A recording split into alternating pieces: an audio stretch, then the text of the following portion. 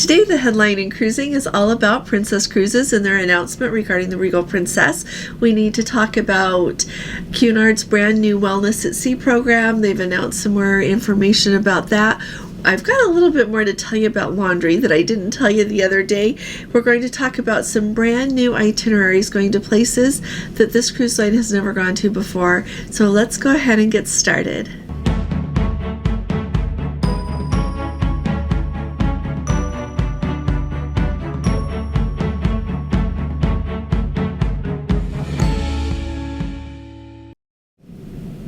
Hi there, this is Allison with Let's Go Travel Tips. Today is Wednesday and it is January 15th of 2025. So let's start at the top, and if you have not yet subscribed to our channel, please hit that subscribe button, and if you hit the bell next to it, you will get a notification every time we put up a video and every time we go live. Also, if you appreciate my updates, would you please give this video a thumbs up? Thank you so very much.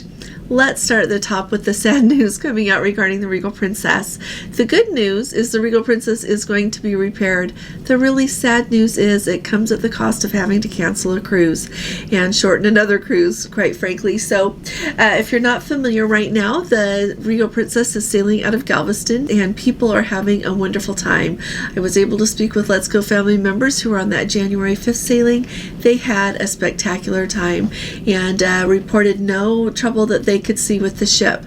Now, the cruises that have got to be canceled, or shortened I should add, the April 18th sailing of the Regal Princess was supposed to be 10 days. It is being shortened to 6 days. The ports they're going to miss is they're no longer going to call in Kirkwall, Scotland, Invergordon, Scotland, or Edinburgh, Scotland. They'll still make their other port stops though, and then on the sailing for April 28th of 2025, fabulous British Isles itinerary has been canceled. Everyone who is booked on that cruise will get their money refunded back to their form of payment, and they will also receive a 20% future cruise credit that they can use to book another cruise. And so at least you get something for your trouble, but I know that this is close enough that a lot of people have their plans set in place and we're ready to go. So my heart goes out to you, and I hope you can find another cruise that you can slide in and take to see the British Isles or do something else with your time right then. I do want to point out that once they finish that sailing on the Regal Princess, it'll end on April 24th rather than the 28th. They are going to take the ship over to Rotterdam, and that is where she will be in an unexpected dry dock. She will be there until she resumes her British Isles cruises on May 9th. And so that gives you a little bit of an idea of when you can start looking for other cruises to replace the one that was just canceled, if that helps you at all.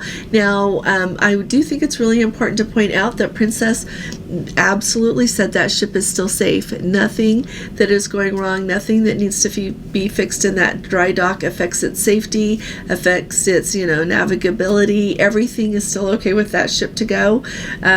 So don't be worrying about that. If you're sailing on her before then, everything is okay for your cruises to go.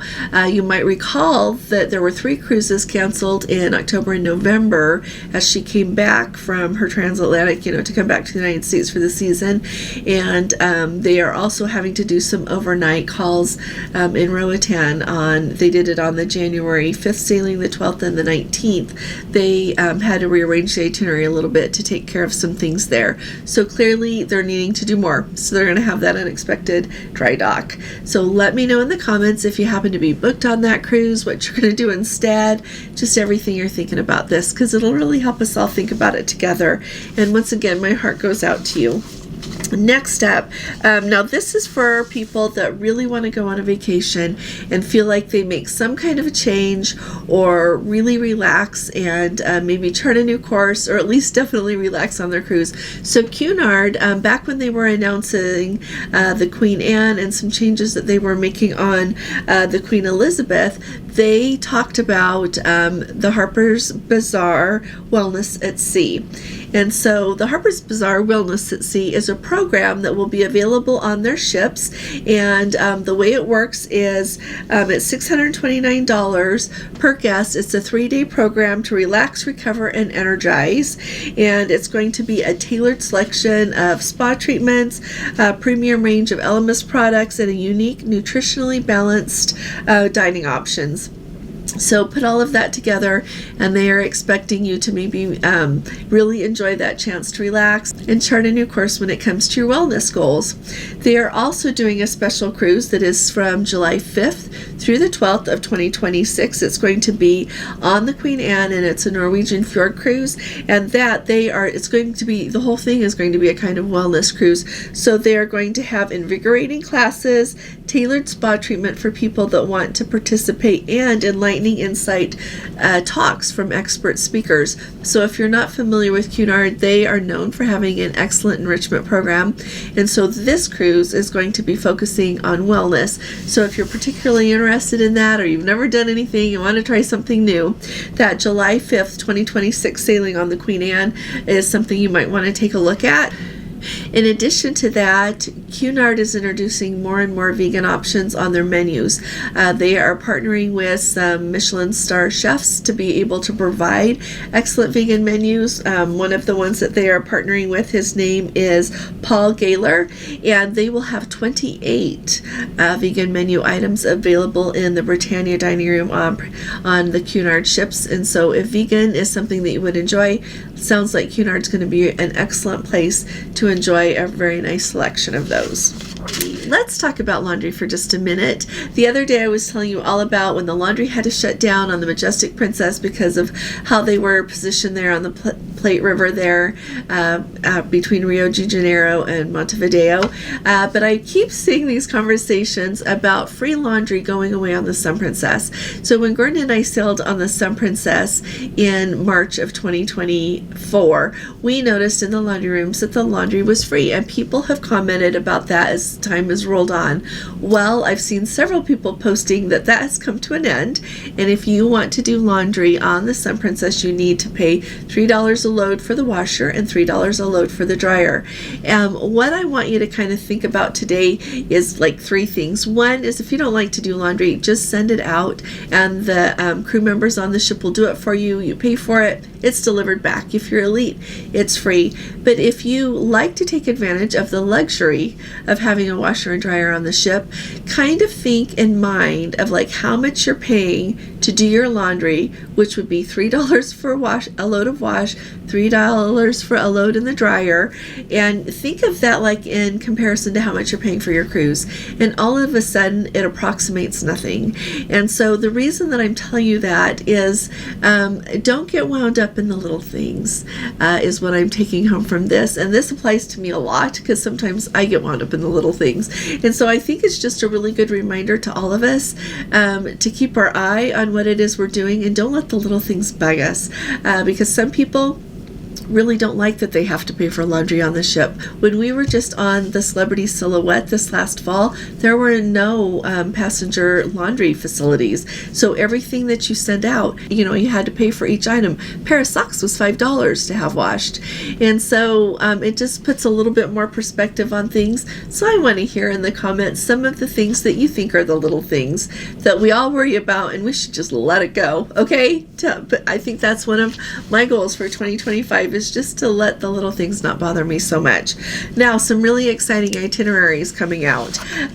Carnival Cruise Line, they already do really good itineraries over in Asia, but they have announced 4 new ones at the end of 2026 into 2027 that I think are worth a second look if you're someone that enjoys Carnival or you really want to try out any of these itineraries.